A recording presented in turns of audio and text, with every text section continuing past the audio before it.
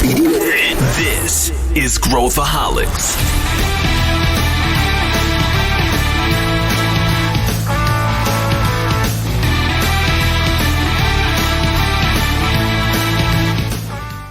Olá pessoal, aqui é Pedro Weingärtner, sou o CEO da ACE e esse é Growthaholics, o podcast da ACE para quem gosta de inovação e empreendedorismo.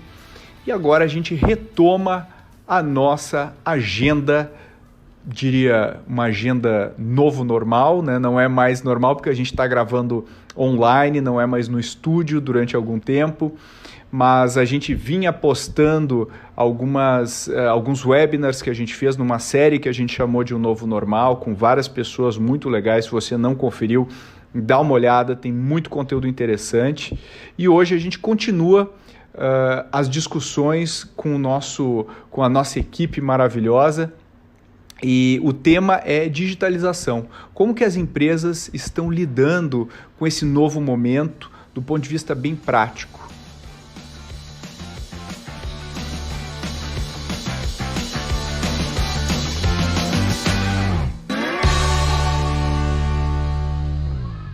Esse é Growthaholics, o podcast da ACE, onde a gente fala sobre empreendedorismo e inovação. E hoje a gente já está no nosso novo normal aqui do Growthaholics, gravando online pela primeira vez. Até então a gente estava gravando usando os webinars que a gente fazia, as lives que a gente estava fazendo. Agora a gente está aqui adaptados ao novo normal. E com dois debatedores aqui de primeira linha. Estou com os meus amigos Luiz Gustavo Lima. Olá, Pedro Weingärtner. Que satisfação inenarrável em gravar um podcast em meio à quarentena. E o meu amigo Jair Romano. E aí, grande Pedro, grande LG, é muito bom gravar com vocês nesse momento, ainda mais que as empresas têm que digitalizar, né? Tem que apressar essa digitalização. Então, estamos aqui para falar sobre isso. Boa. Esse é o tema de hoje. O Jair já adiantou. A gente vai falar sobre a digitalização e como que isso está pegando as empresas, como que isso está pegando o mercado. A gente quer passar um pouco a nossa visão, um pouco do que a gente está vivendo.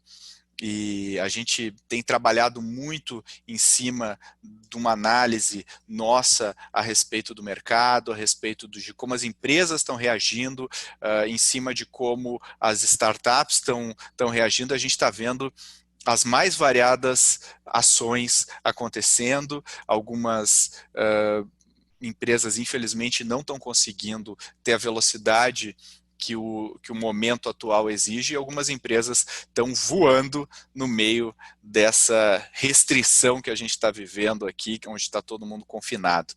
Então, vamos começar a falar um pouco sobre isso. A gente tem falado bastante que aceleração de tendências, né? Tá todo mundo falando sobre esse tipo de coisa, mas eu queria falar de uma maneira bem pragmática sobre a situação atual. Na verdade, a situação é bem simples. A gente eliminou o canal presencial, a gente simplesmente tirou uma variável da equação. A equação tinha canal digital, canal presencial, vendedores nas ruas, o teu estabelecimento comercial podia receber gente, e de repente a gente se viu numa restrição absoluta de tudo que é presencial. E o que aconteceu? A água baixou e todo mundo ficou exposto. Quem estava já de uma maneira mais estruturada, trabalhando seus canais digitais, quem entendia isso de uma maneira mais estruturada, conseguiu de alguma maneira reagir. Algumas empresas conseguiram mais do que reagir, conseguiram se reposicionar, recriar valor, e outras empresas acabaram ficando paralisadas, e muito por causa da sua capacidade de execução nesse momento. Então é sobre isso que eu queria falar, e o LG e o Jair não à toa estão por aqui, e eu queria primeiro perguntar para o Jair, o que a gente viu, e eu acho que você estando aí na linha de frente, né, o Jair dentro da ACE é quem cuida das nossas frentes de transformação digital, onde a gente entende, né, Jair, que é muito mais uma transformação cultural do que qualquer outra coisa, e eu queria um pouco da tua análise sobre as empresas que já estavam no movimento anterior à crise versus as empresas que começaram a agir durante a crise. O que você vê sobre essa diferença aí, que parece sutil, parece simples, mas ela tem um impacto enorme. O que você acha, Jair? Pedro, vamos lá. Eu acho, tenho algumas certezas durante esse caminho, né? Durante esse caminho, viemos conversando, você também, LG, todos nós, conversando com muitos CEOs, muitos CTOs, e mudou o dinamismo das coisas, né? Eu acredito, Pedro, que as empresas tinham muita gordura em seus planejamentos, né? Antes se planejavam projetos com 3 meses, 4 meses, 1 ano, cabia dentro de um planejamento estratégico de 1 ano. E hoje vemos projetos saindo do papel em semanas, né? Muitos varejistas que foram os maiores atingidos por esse mal, né? Por essa pandemia que se abateu aqui no nosso planeta, eles tiveram que acelerar os seus negócios. E como que eles aceleraram? Porque você deu um exemplo de empresas que já iniciaram, já estavam caminhando nesse processo. Elas entregaram rápido. Então, mesmo passando por um processo de transformação digital, elas tinham planejamentos ainda com gordura, né? Então, vejo, e mesmo empresas com uma maturidade elevada, tinham um planejamento super feitos, né? Com prazos esticados. Né? E eles estavam levando essas empresas que já estavam digitalizadas ou caminhando esse processo, e as que não estavam digitalizadas, estavam entregando e estavam levando.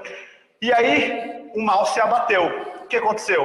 Quem já estava preparado, nem você falou, conseguiu entregar muito rápido e responder ao mercado, e quem não estava se digitalizando, por incrível que pareça, teve que fazer isso no meio do caminho, teve que acelerar seu processo de transformação, ou iniciar muitas das vezes, né, como alguns dos nossos clientes, com a pandemia em andamento, né? Então, surgiu-se o comitê de crise, e esse comitê de crise trouxe assuntos de digitalização, trouxe assuntos de trazer o empreendedorismo para dentro da companhia, para ela se reinventar. Vi, Pedro, nesse momento, muitas companhias, grandes companhias, tendo uma segunda fundação, né? Tendo um segundo modelo de negócio aparecendo, drive-thru de roupa, né? Muitos clientes, grandes varejistas, atendendo por WhatsApp os seus clientes. Por que não faziam isso antes? Né? Eu acho que no caos as coisas melhoram. Sempre foi assim durante toda a história. Eu acho que o ponto aqui é que essa transformação que a gente vive, né, essa mudança que a gente vive, ela impactou todo mundo, né? Ela impactou todo mundo de maneira igual, né? É claro que setores foram mais impactados do que outros, mas uma coisa, pegando esse gancho do que você falou, é que quem já estava acostumado a trabalhar de maneira ágil, de maneira dinâmica, ir para um home office, continuar operando, não é uma coisa que traz uma disrupção da sua realidade, do seu trabalho muito grande. Já quem não estava acostumado, ou quem tinha uma estrutura muito comando e controle, com uma característica de microgerenciamento muito grande, teve uma dificuldade maior nesse momento, teve uma dificuldade maior nessa crise, né? Isso que a gente está vendo. E é muito mais difícil você criar essa cultura agora, porque, imagina, está todo mundo em casa, está todo mundo mais ansioso, está todo mundo com as vidas e as rotinas diferentes. Então, quem saiu na frente conseguiu ganhar uma dianteira bem maior. A boa notícia é que sempre dá tempo, né? Que se a gente conseguir correr, fazer os ajustes que a gente precisa, a gente consegue criar um time que consiga responder. Agora, LG, você é o cara que está pesquisando muita coisa, está estudando muita coisa aqui com o nosso time. E que você vê de... Quem é que reagiu bem? Que exemplos tem? Assim, o que a gente poderia falar sobre o que está rolando em termos de bons exemplos ou situações interessantes? Bom, vamos lá. Primeiro que a nossa rotina, pegando o ponto que você trouxe, a gente teve uma adaptação relativamente fácil, né? A gente já trabalhava de forma ágil, em squads, e home office fazia parte do nosso dia a dia. Então, no nosso caso aqui, foi uma adaptação razoavelmente fácil do ponto de vista de trabalho. Então, quando a gente está nessa terceiro mês, acho que a gente já vai entrar no terceiro mês, a gente entrou antes da declaração oficial de pandemia, né? Nosso time entrou uma semana antes. E a gente já estava estudando o que estava acontecendo lá fora e a gente começou a fazer um plano de ação antes, a gente começou antes. Então, esse estudo, ele está acontecendo já há quase 3 meses. Então, para quem está ouvindo agora, primeiro eu faço um convite, que é, entre nas redes sociais da ACE e procure os vídeos que a gente lança toda sexta-feira às 9 horas da manhã, chamado Jogando no Ataque. Lá nesses vídeos, a gente está colocando o fruto das nossas análises, tudo que a gente está vendo de bons exemplos, inspirações de empresas grandes e startups também relacionados à inovação. Então, acho que para esse bate-papo agora, te ouvindo e ouvindo o Jair, acho que tem 2 pontos aqui que eu posso trazer para na cabeça do ouvinte ele montar uma análise crítica, né? Tem uma frase que eu gostei nesse período, que é do Pietro Labriola, que é o CEO da TIM. Ele falou assim, olha, nós temos uma grande parcela de culpa nessa crise. Por quê, né? Porque nós não tínhamos coragem digital e de inovação. Essa é que é a realidade. Mas essa é uma primeira pausa que eu queria fazer, porque eu estava ouvindo uma entrevista do Pietro, junto com outros CEOs, e para um CEO como ele chegar a público e falar assim, eu tenho uma boa parcela de culpa nisso, porque me faltou coragem digital, mostrou já um elemento importante nesse momento que a gente está vendo, que é a humildade intelectual, que tem a ver com o que você disse. Quem já estava fazendo, certamente se deu melhor, está se dando melhor e vai se dar muito mais, e quem não estava vai ter que roer um pouco mais o osso para buscar quem saiu na frente, né? Então, coragem é um elemento que está aparecendo bastante. Coragem para digitalizar, para testar novos canais, para fazer experimentos, para promover novas formas de trabalho, para mexer no design organizacional. Enfim, realmente precisa coragem num momento como esse. E ele continua. Ele fala o seguinte, por exemplo, do dia para a noite, tivemos que colocar a empresa inteira para trabalhar de casa. Então, todo mundo foi para o home office. E deu certo. Nós não faríamos dessa forma no processo normal. Inclusive, o processo normal levaria mais de 9 meses, ainda que a tecnologia já estivesse disponível. Portanto, precisamos da crise para pensar e criar novas formas de vender e se relacionar com o nosso cliente de forma digital. Então, para mim, esse é um grande resumo do que está acontecendo nas empresas mais tradicionais, que não colocavam inovação como estratégica, inovação radical, inovação em modelo de negócio. O que está no senso comum do executivo é a inovação do produto. Eu faço um desafio aqui, você que está ouvindo a gente, pare para pensar e converse com as pessoas que trabalham na empresa que você está, que elas são das áreas comercial, negócios, marketing, pesquisa e desenvolvimento. 90% das discussões são de produto. Quase nada se discute em multicanalidade, em digitalização do relacionamento com os clientes, em atendimento humanizado, em nova proposta de valor. Então, acho que esse é um bom preâmbulo, Pedro, para o lado do tradição. Agora, tem um bom exemplo também que eu gostaria de aproveitar a oportunidade para fazer o contraponto, que é o exemplo do Magalu. Magazine Luiza, inclusive, parte do seu livro você usou Magalu como case, né, no Inovação Radical, os princípios da inovação radical. Verdade. Você falou com o Fred Trajano na época, né, você entrevistou ele. Então, eu quero trazer esse contraponto aqui. Por quê? Eu fiz um post recentemente falando sobre ele, esse post meio que viralizou, porque eu faço uma análise mais ácida, mostrando o seguinte: ninguém é Magazine Luiza da noite para o dia. Eles começaram esse negócio lá atrás, com o Luiza Labs, em 2011. Começaram de uma forma mais tímida, mas começaram testando. E a partir do momento que eles fizeram isso, eles começaram a aprender. Então, eles foram, de 2011 e 2012, de 2 pessoas, com uma missão de trazer tecnologia e inovação para o Magazine Luiza, para 2014 e 2015, já ter 25 pessoas no time e com a missão de levar desenvolvimento e agilidade para a área digital. Quando foi 2015 para 2016, esse time já estava em 70 pessoas, levando o mindset digital para o Magazine Luiza. 2016 e 2017, o time bateu 350 pessoas. E 2017 e 2018, 500 pessoas.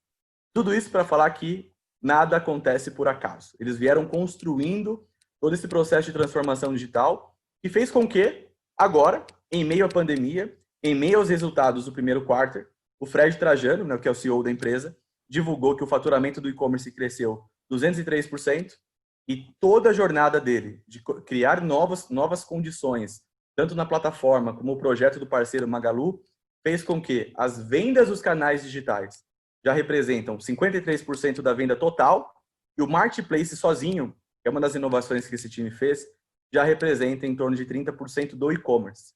Portanto, a empresa superou o valor de 100 bilhões de reais pela primeira vez na história, tendo um processo de transformação que bastou a crise para ele aparecer ainda mais, porque enquanto todo mundo fechou as lojas, ele estava lá 24 horas por 7 vendendo no e-commerce em multicanal, não somente num canal.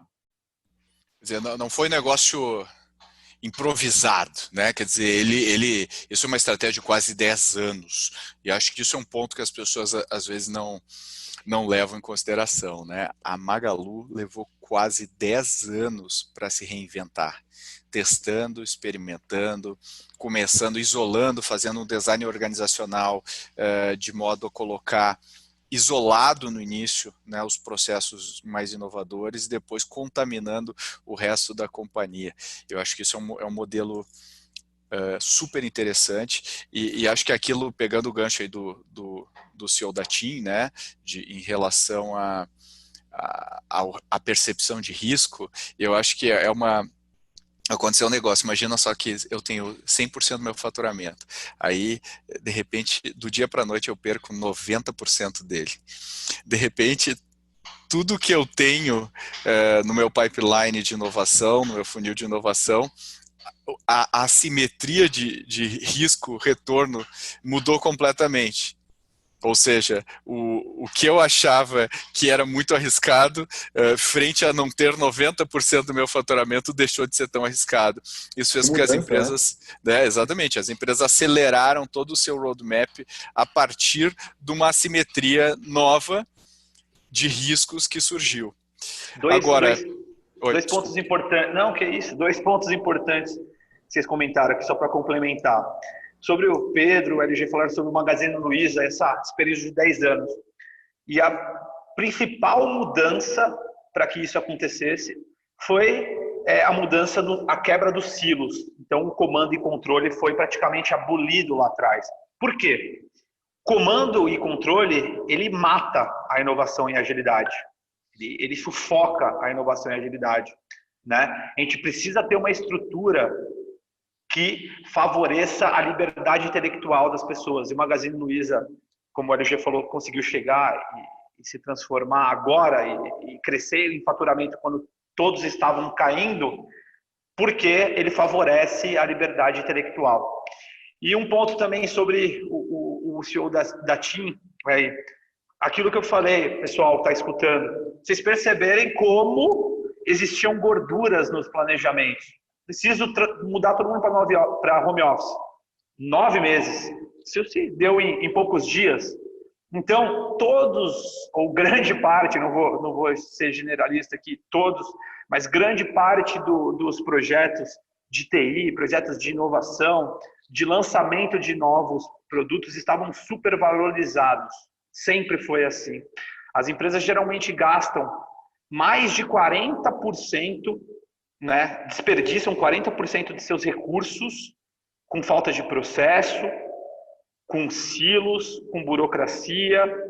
Então, quero deixar esse recado pessoal que está escutando para vocês entenderem aí que existe mesmo com essa crise, supervalorização dos projetos.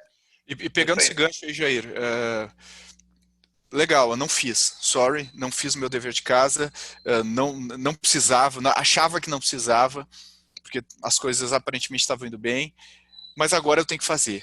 Como é que eu faço qualquer tipo de processo no meio desse caos que a gente vive? Como é que eu, como líder ou como gestor de uma área, de uma empresa, como é que eu penso sobre isso aí, na sua visão?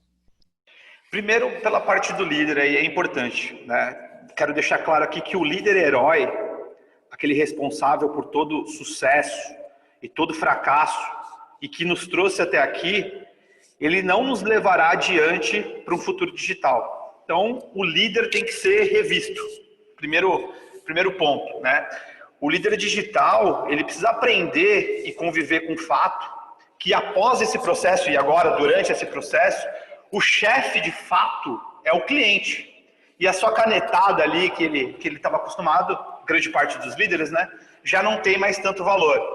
Então, o primeiro passo é mudar a cabeça do líder. O líder precisa pensar diferente, o líder precisa reagir diferente e o líder precisa agir diferente nesse processo de transformação digital, né? As organizações hoje precisam do tipo diferente de líder. Esse é o primeiro passo, Pedro. E tecnicamente, né, sendo bem assertivo de como inicia um processo de transformação, você precisa entender os seus times, precisa entender as suas gerências, então você precisa entender a sua operação, você precisa entender o seu nível tático e você precisa entender seu nível executivo. E nada melhor do que isso, do que fazer um deep dive nessas áreas com perguntas certas, né, para cada um desses níveis e sair daí com um plano de transformação digital. Porque, pessoal, que tá, nossos ouvintes aí, quem não perde tempo planejando, gasta muito tempo e dinheiro para corrigir o que não foi planejado, né? Então, o primeiro passo, Pedro, é se entender. Então, mesmo nesse processo de turbulento que estamos passando, precisamos tirar um tempo de algumas semanas aí, de alguns dias, para nos entender. É nessa linha. Depois a gente, com esse plano na mão, embaixo do braço, a gente segue para o processo de transformação, que é descobrir produtos de formas diferentes, transformar a TI em uma área estratégica. Todas as grandes empresas hoje, elas se transformam em empresas de TI. Você pega grandes bancos, né, e até as fintechs aí, né, são, como o próprio nome diz, são empresas de TI. Você pega o Magazine Luiza, tem um core muito forte em TI. Você pega um banco quase centenário, que é o Itaú, ele vem num movimento de se transformar numa empresa de TI. Né? Então, também precisamos tornar a TI estratégica. E outro ponto importante, precisamos ter todas as iniciativas da companhia que estão em andamento e as que estão por vir alinhadas nesses 3 níveis.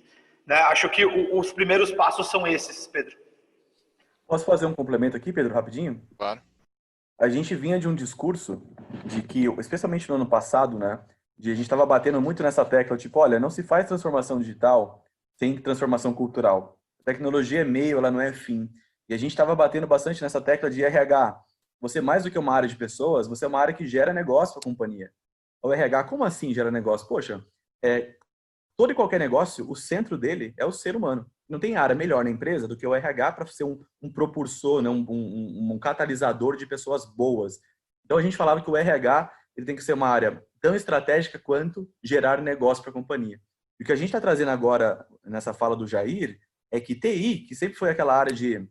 Até eu brinco, às vezes, que alguns profissionais de TI me falam assim, poxa, o LG, às vezes as pessoas acham que eu sou o cara do ramal só. TI é o cara que resolve o ramal, que resolve a memória do computador. E a gente está trazendo aqui uma proposta que é óbvio que toda e qualquer empresa precisa ter a área de TI as is, né? Como sempre foi, sim. Mas agora, mais do que nunca, está claro de que não existe mais só a área de inovação. Todo mundo tem que pensar em inovação, assim como tecnologia. Todas as áreas, todas as empresas são empresas de tecnologia. E TI entra como um grande ator nesse processo. O protagonismo de TI está em fazer com que a empresa entenda todo esse processo, essa jornada de transformação e seja protagonista em liderar as frentes de digitalização. Pegando esse teu gancho, LG, eu escrevi um artigo recente no portal UOL e eu falo sobre canais, que a maneira como as empresas enxergam canais é uma maneira ainda dividindo o mundo entre o digital e o offline, né? Como se existisse essa dicotomia real, né? Na verdade, tá tudo interligado, né?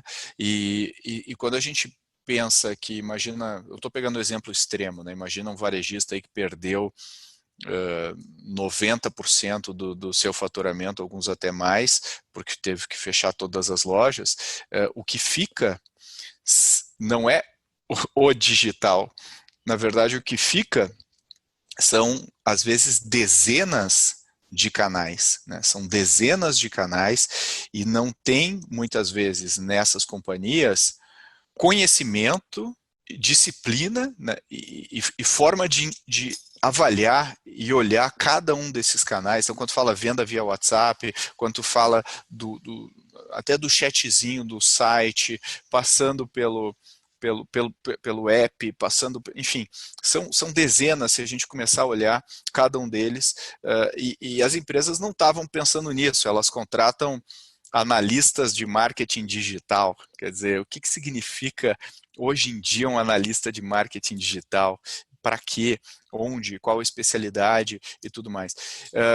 Nesse contexto, eu queria perguntar aqui para o LG, como é que você vê, LG, essa reinvenção que não passa necessariamente só por canais, embora seja altamente complexo criar um canal novo, colocar um canal no ar, e a gente tem colocado, né, para vários parceiros nossos, canais aí para rodar. A gente viu startups nossas que tiveram que criar novos canais, mas como é que você vê também a mudança dos modelos de negócio e a mudança desse empacotamento dos produtos que as empresas estavam oferecendo para o mercado?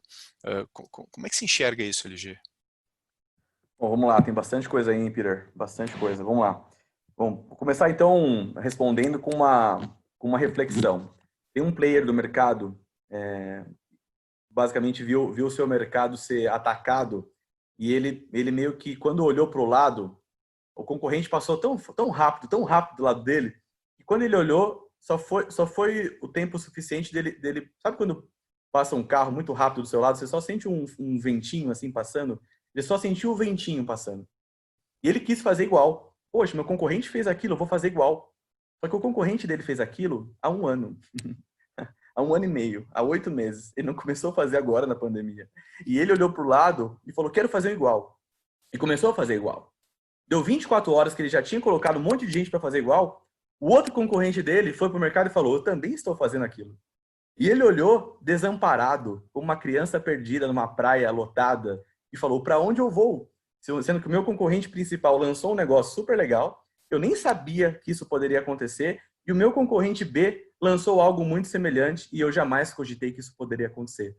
Então essa é uma primeira reflexão para a gente falar que a gente não sabe mais de onde vem a concorrência. O cenário ele é tão novo que eu tenho dito o seguinte, todos nós estamos numa grande rede social. Por que todos nós estamos e somos uma grande rede social? A gente tem um elemento chamado internet. Está todo mundo conectado a tudo e todos o tempo todo. E a gente tendo internet, a gente tem celulares. E mais do que celulares, nós temos smartphone. Então, só para dar um número para quem está ouvindo, a gente tem 208 milhões de habitantes, segundo o último censo do IBGE, e a gente tem 220 milhões de celulares no Brasil. A gente tem mais celular do que gente. E se eu tenho mais celular do que gente, eu tenho muita gente conectada por voz, né, por ligação. 65% mais ou menos desses celulares são smartphones. E se eu tenho um smartphone, eu tenho inteligência na mão de muita gente. Isso significa que eu tenho mais de 120, 130 milhões de pessoas no Brasil conectadas à internet, suscetíveis a serem impactadas por um conteúdo, por uma oferta de venda, por uma ligação, por uma mensagem, por um vídeo, por qualquer outras coisas. Então, essa grande rede social que a gente está, cria um novo cenário competitivo, um novo cenário de mercado, um novo cenário de hábitos de consumo, hábitos de compra, hábitos de venda. Quando a gente fala em modelos de negócio conhecidos, são mais de 50. Mais de 50 modelos de negócio que existem no mundo. Desde os mais simples, compra e venda de produto, então, compra uma bola por 10 reais, venda essa bola por 50 reais, o dia está muito calor, vou para o farol, né? O típico garçom, vestido de garçom, um ambulante vendendo água no farol, ele paga R$1 na água, vende ela por R$5 no farol porque está um dia de sol. Então esse é o modelo típico, compra e venda de um produto. Eu tenho aluguel, como a gente está sempre acostumado, né? Aluguel de casa, de apartamento. Aí vieram o aluguel de bicicleta, aluguel de patinete, aluguel de roupa, aluguel de um monte de coisa, que é uma espécie de servicização do mundo, né? Por que eu tenho posse de algo que eu posso ter acesso? Então esse é um modelo de negócio que está se metamorfoseando nesse processo. Então, a gente tem mais de 50. Quando a gente fala de multicanalidade, de digitalização dos canais, O seu artigo no UOL fala muito sobre isso, de que tem gente que enxerga mundo offline, mundo online. A grande verdade é que se a gente fosse trazer para um aspecto humano, Ken Wilber, que é um pensador humano, essencialmente humano, ele defende um modelo integral, que ninguém é o que é sem ser o todo. Então, nós somos integrais, somos família, sentimental, emocional, físico, espiritual. Então, nós somos integrais. Isso também acontece nos negócios a partir de agora, muito mais. Isso foi potencializado. O novo normal dos negócios é um novo normal muito mais multicanal. E esse multicanal não é um ou outro, ele é um e outro. Eles não são excludentes, a gente soma. Então, se eu for aqui trazer os pontos que você provocou, no seu artigo você fala, tem gente que olha que é só offline, gente que é online. E gente que olha que é online só enxerga e-commerce. Por quê? Quem está lá no mundo corporativo só pensando em produto, quando ele começa a olhar um pouquinho para fora, ele só enxerga e-commerce. O que a gente viu foi que sim, o e-commerce tem um papel, mas teve um ator aí, para usar a palavra que eu usei há pouco, que se destacou muito e que a gente nem parou para pensar o potencial que ele tinha, que é o WhatsApp. Então, o WhatsApp tem no Brasil um dos principais mercados no mundo, e eu tenho 99% das pessoas que têm um smartphone têm um WhatsApp no Brasil, esse é o número mais ou menos aqui no Brasil, eu tenho uma grande rede que eu posso vender e comprar através do WhatsApp. Só que não só. Quando eu integro meu e-commerce com o WhatsApp, eu tenho o que aproximadamente a Casas Bahia fez, né? Então, eles fizeram o e-commerce deles, colocaram os vendedores da loja com o seu WhatsApp, criaram uma conexão de e-commerce para o WhatsApp e falaram, olha, quer comprar nas Casas Bahia? Clique aqui, quer falar com o vendedor? Clique no WhatsApp. E eles, por um processo com tecnologia, com um viabilizador, colocavam o vendedor mais próximo de acordo com a loja que aquele vendedor está cadastrado. Então, é só um exemplo de que a multicanalidade ela é muito maior do que simplesmente você pensar em e-commerce e que a pandemia nos mostrou que mais do que e-commerce, a gente pode vender pelo WhatsApp. As lives que estavam começando a ficar famosas no Brasil passaram a ganhar uma representatividade muito grande para vendas. As pessoas nas lives, inclusive, em um dos vídeos do Jogando no Ataque, eu falei, teve um vendedor acho que é de bacon, não lembro o que era, que ele entrou na live do governador do estado e anunciou, olha pessoal, vendo bacon fresquinho aqui. Era torresmo. Torresmo, maravilhoso. Torresmo, muito bom. Uma live, a live do governador do estado, ele vendeu torresmo. Então, assim, é uma live que foi usada para vender. Então, esse social selling aqui, que é os eventos ao vivo para vender, o representante de vendas, eu tenho, você sabe, você também, Pedro, a gente dá aula na SPM, eu estava dando aula para o MBA semana passada e 3 alunos dessa turma são do setor farmacêutico. Eles falaram, professor, o meu representante comercial, o meu propagandista, ele visitava 250 clientes no mês, ele está fazendo isso em 2, 3 dias. A dinâmica digital mudou radicalmente o dia a dia de um representante comercial. Então, só para dar alguns exemplos aqui, quando a gente fala em multicanalidade, em digitalização, o e-commerce é uma fração de algo muito maior expandido, né? E dá uma dica para o pessoal aqui que está escutando. Você só consegue ser esse carro passando bem rápido, que o LG comentou. Você só consegue melhorar os seus canais, né, e a abrangência dos seus canais, se você deixar de fazer gestão por projeto e começar a fazer a gestão por produto. Você precisa focar na evolução dos seus produtos e não simplesmente entregar tickets de projeto. E quando você muda essa chave e começa a fazer gestão por produto, você vai saber onde você quer chegar, você vai implementar OKRs que te levam até onde você quer chegar, né? Seja na digitalização, seja no crescimento de marca, né? Seja que você seja o top 1 aí do mercado que você deseja. Então, acho que uma mudança de chave que quem está escutando e tem essa chance de implementar na sua área ou na sua empresa é deixar de fazer gestão por projeto e começar a fazer gestão por produto. E o último ponto, bem rápido, as pessoas precisam encarar que a transformação digital não é algo do futuro, como o LG falou, senão esse carro passa muito rápido aí, e é algo que você precisa fazer no presente, senão você vai ficar para trás. E é algo contínuo. Se você achar que você evoluiu demais, que você está muito bem, que seus times são multidisciplinares, que você tem uma estrutura de data lake robusta, tem alguém, um concorrente correndo para chegar em você e passar você. Então você precisa sempre se avaliar, entender que isso é uma jornada contínua. Isso aí. Eu acho que esse insight aí do produto, né, Jair, acho que talvez, só para deixar claro para o pessoal, né, a mudança de paradigma, que parece que é sutil, mas é muito profunda a forma de encarar, né? Quando eu vou lá e coloco, vamos imaginar que eu venda via WhatsApp, eu coloque isso no ar. Eu vou fazer um projeto, eu vou colocar a venda via WhatsApp no ar e deu.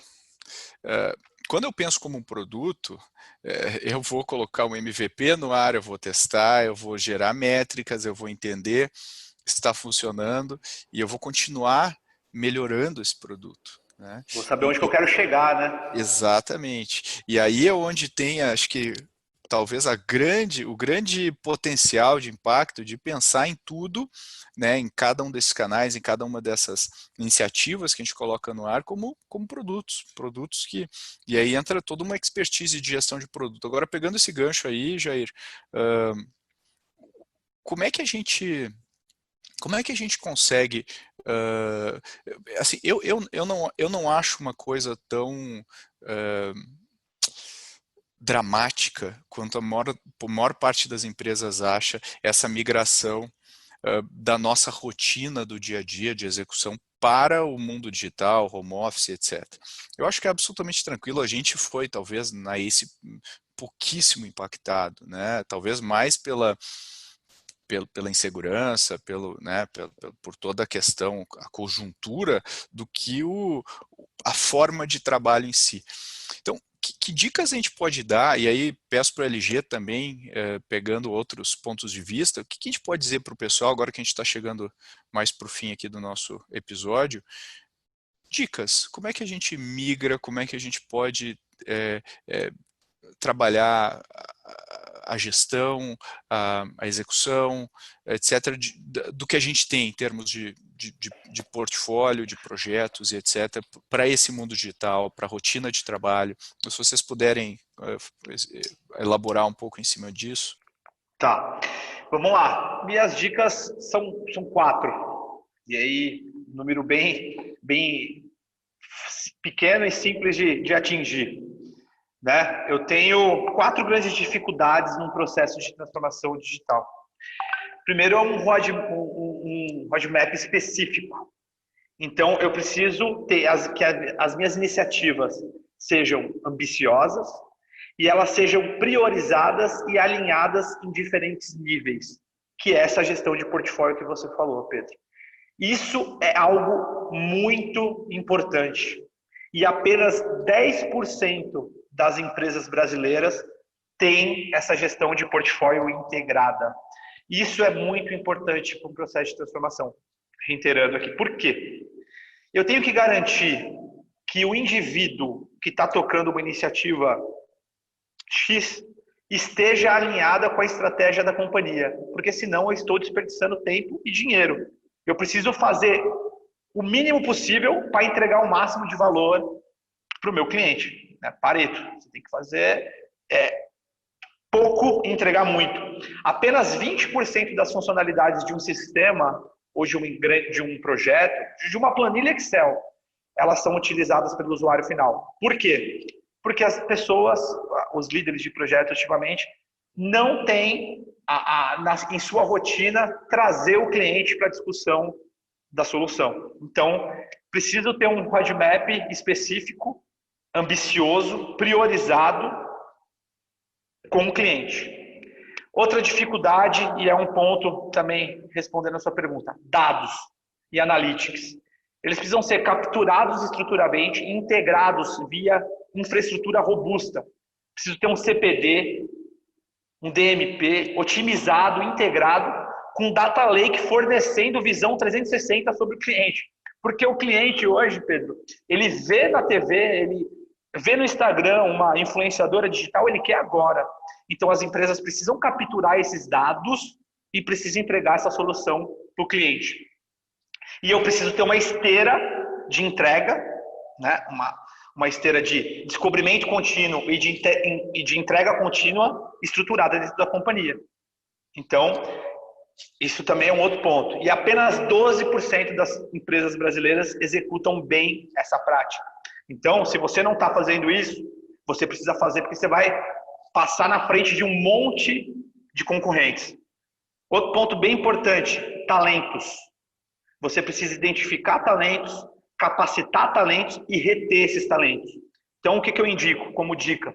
Ter um radar, um mapa de competência dentro da sua companhia, né? Criar esse mapa de competência, estruturar uma academia de métodos ágeis dentro da companhia, implementar um centro de excelência dentro da sua companhia, dentro da sua empresa, e que esses funcionários passem por reciclagens rotineiras aí e se sintam felizes nas suas rotinas, porque eles têm maestria em entregar o que lhe foi designado.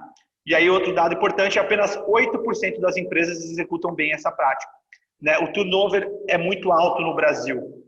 Por quê? As pessoas estão migrando para as empresas que estão focando em transformação digital. Uma coincidência aqui, se você, que não é, né, mas se você pega a lista das melhores empresas para trabalhar, são as empresas que passaram por um processo de transformação digital. Por quê? Elas fornecem liberdade intelectual, elas não têm comando e controle, o que faz o indivíduo trabalhar mais feliz, elas fomentam o sentimento de dono dos indivíduos, né, que trabalham naquela companhia. Então, as pessoas estão migrando de companhias matriciais e indo para companhias que já estão nesse processo, iniciando ou já passaram por um processo de transformação digital. E, por último, e ligado ao Data Lake, que eu comentei lá em cima, uma mentalidade baseada em dados. Então, você precisa tomar decisões baseadas em dados. A gente faz muito isso na ACE. Sempre que a gente vai mexer um pouco a nossa estratégia, a gente enxerga todas as variáveis e quanto que isso vai impactar. Com dados na mão, vamos para aquela direção e vamos para aquela direção. Então, resumindo, gestão de portfólio, ter dados e tomar decisões baseadas em dados e reter, identificar e reter talentos. Essas são minhas dicas, Pedro. Dica final, né? Dicas finais aqui, tá acabando, imagino. Então, é o seguinte, acho que tem duas recomendações aqui. Primeiro, se você está ouvindo a gente aqui, trabalha numa grande empresa, manda um toque lá no seu RH, manda uma mensagem, fala, RH, você já tem um plano para o Employee Experience, para a jornada, para a experiência do colaborador? Porque, mais do que nunca, esse é o momento que a gente tem que cuidar das pessoas. E aqui na ACE, aproveitando a oportunidade, nós criamos uma solução especialmente para o RH, cuidar dos colaboradores, a jornada do colaborador, que a gente está chamando de Employee Experience, e a gente faz todo esse empacotamento de transformação digital com o colaborador no centro. Então, se você está ouvindo aqui agora, se interessou, acha que faz sentido, fala para o seu RH nos procurar, porque certamente você vai gostar do que a gente vai te ajudar. Então, esse é um ponto. Outro ponto agora é dicas finais. Eu acredito que o Jair trouxe tudo que tinha que trazer do ponto de vista técnico e de execução. Vou colocar aqui, então, uma outra abordagem para ficar uma combinação interessante para quem está ouvindo, que é o aspecto da liderança. Então, eu tenho aqui 12 atribuições desse novo papel do líder no novo normal, que passa por humildade intelectual, que a gente falou aqui. Então, essa liderança para a era digital, ela começa pela humildade intelectual, tem que aprender todos os dias, o tempo todo, ninguém previu uma crise como essa, então tá tudo bem, tá todo mundo na mesma, vamos colocar a vulnerabilidade à prova e aprender a partir disso. Então, humildade intelectual, obsessão pelo cliente, sendo o seu cliente externo ou interno, no caso de um colaborador, como eu disse agora para o RH, inovação baseada em problema, chega de inovação e apego às suas próprias ideias, colocar o cliente no centro, entender a jornada e resolver os problemas desse cliente. Cultura de experimentação, que vem muito de testes, experimentação de canais, de produto, e também a incorporar a tomada de decisão baseada em dados, que é o que o Jair trouxe. Mentalidade de empreendedor, cada vez mais as empresas, os executivos, o líder, precisa estimular a atitude empreendedora. Empreendedor não é só aquele que tem uma loja, tem uma empresa. É todo e qualquer colaborador que tem a atitude de fazer diferente, de ver um problema e atuar naquele problema, de propor coisas novas, ser uma postura propositiva. Visão holística, que integra, conecta os pontos. Tecnologia como meio, então isso é bem importante, acho que está claro para todo mundo que tecnologia por si não resolve, o ser humano é o centro da equação. Novos modelos de negócio, a gente falou bastante aqui. A transformação digital sim, mas principalmente a adesão digital. se preocupar com que as pessoas entendam como trabalhar com a tecnologia, como adotar a tecnologia, como aprender e evoluir a partir dela. Times ágeis, a gente tem dito bastante sobre isso, né? Multidisciplinaridade, perfis complementares, não só metodologia ágil, porque isso por isso não resolve. Metodologia ágil com um Lean, uma cadência de construção. Multidisciplinaridade, então, quanto mais diversidade, mais criatividade tem, mais inovação tem. E, por fim, comunidade. Estamos todos no mesmo barco, estamos todos numa grande rede social. Pedro Weingärtner. Poxa, depois que aula, hein?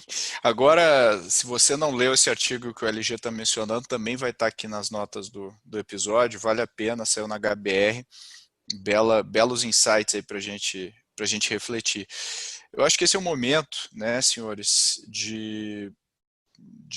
da gente se reinventar, da gente mudar a nossa concepção de risco, a gente entender que o que a gente achava arriscado não é tão arriscado. Arriscar hoje é não fazer nada, é achar que vai tudo voltar como era antes. Já não era assim, mesmo antes dessa crise. Aliás, eu acho que as grandes mudanças que a gente vê nessa crise são de mentalidade e não do cenário efetivo de negócios, porque as pessoas estão vendo, poxa, eu preciso de tanto espaço físico assim, eu preciso estar todo mundo um do lado do outro para trabalhar, eu preciso pegar 2 horas no trânsito, para quê? Eu preciso fazer uma reunião cara a cara e pegar um avião e passar 2 dias longe da minha família, quando eu posso fazer isso aqui via call e resolver esse assunto. Então é muito mais uma mudança na mentalidade do que nos fundamentos do negócio. Os fundamentos, os clientes continuam lá, continuam satisfeitos ou insatisfeitos, continuam precisando dos nossos produtos, a grande maioria, só que eles mudaram também, mudaram as suas prioridades. Então acho que esse é um momento importante da gente parar e ouvir o cliente, ouvir o funcionário, ouvir o mercado, o que está acontecendo, porque eu tenho certeza que em 1 ano, 2 anos, a gente vai ter casos de empresas que a gente não imaginava que iam tomar a dianteira que elas tomaram nesse espaço, porque essas empresas estão aquecendo os motores agora. Então acho que esse é o cerne da questão, é esse, né? Então a gente está no momento talvez mais propício que a gente já viveu nos últimos anos para inovar. A gente inova quando a gente se coloca uma restrição, não quando a gente tem abundância. E agora a gente está se colocando forçadamente uma restrição. Eu queria terminar aqui pedindo para a gente refletir sobre, né, esse momento aí da digitalização. Eu queria acabar agora o nosso episódio respondendo a nossa pergunta, né? A crise acelerou a digitalização das empresas? O que vocês acham? Eu já meio que respondi o que eu acho. O que vocês acham, LG e Júnior? Acelerou porque, reforço aqui que as empresas tinham muita gordura para queimar em seus planejamentos, e o Pedro já adiantou aí, e eu acredito muito que indivíduos e empresas e toda a humanidade, ela cresce na dificuldade. E quando passamos essa dificuldade, as coisas aceleraram, né? Então, certamente, Pedro, acelerou. O recado que eu quero deixar é que vocês precisam, os nossos ouvintes aí, precisam pensar na transformação digital como se fosse algo difícil, porque é algo difícil. Então, pensem numa escalada. E durante essa transformação, durante essa escalada, muita coisa vai mudar. Como aí essa pandemia que se abateu. E apesar disso, você deve persistir e, para além disso, liderar a mudança de processos, de cultura, de tecnologia, seguir nesse ritmo da escalada, manter a calma e ainda inspirar os seus colaboradores rumo ao objetivo de transformar a companhia, né? Realmente não é fácil. A transformação digital não se deve encarar como algo fácil. Como o LG trouxe, o Magazine Luiza aí demorou 10 anos para alcançar esse nível de excelência, né? Mas, se a sua organização, mesmo líder de mercado, viu, pessoal, não transformar os seus negócios digitais corretamente, logo ela se tornará obsoleta e irrelevante para o consumidor digital. Então, é esse recado que eu quero deixar para vocês. Boa, e você, meu amigo LG? Bom, falamos tudo, né? Sem dúvida. Acelerou muito, mais do que acelerar a adoção digital de canal, por exemplo, de vendas, relacionamentos com os clientes. Muitos outros projetos que ou estavam na gaveta ou estavam sendo empurrados com a barriga, tomaram uma outra proporção, um outro ritmo estratégico, uma outra priorização e entraram novamente na rota aí de desenvolvimento de produtos, serviços e os projetos em si. Então, sem dúvida nenhuma, se tem um aspecto positivo de tudo que está acontecendo com a gente agora, é esse sem qualquer sombra de dúvida, não tem nenhum outro adjetivo para usar. Nós aceleramos, por conta desse problema, todos os projetos relacionados a digital. Boa! Com isso, encerramos mais um episódio do Growthaholics. Queria agradecer a participação aí do meu amigo Luiz Gustavo Miranda Silva de Lima e do meu amigo Jair Júnior Romano. Valeu pela participação de vocês dois. Valeu. Obrigado. Muito obrigado, pessoal. É muito bom. Eu amo falar sobre isso, então quando eu falo, eu fico extremamente feliz. Precisando, é só chamar no LinkedIn que eu ajudo. Jair, foi um prazer. Foi um prazer, Jair. É uma satisfação dividir aqui com vocês. Prazer enorme. Fico feliz. Muito bom. Obrigado, Pedro, mais uma vez. Valeu, galera. Bom, chegamos ao fim do nosso episódio. Se você tem sugestões de pauta para a gente trabalhar, se você quer simplesmente comentar, dividir suas opiniões, a gente vai ter o maior prazer em receber as suas mensagens, tanto via e-mail, quanto comentários no LinkedIn, no Instagram. A gente está super ativo lá, vai ser um prazer. E, por favor, assine, faça um favor para a gente, assine o Growthaholics no seu leitor de podcast favorito, avalie 5 estrelas, se possível, e recomende para os seus amigos. Valeu, pessoal, até a próxima. Boa!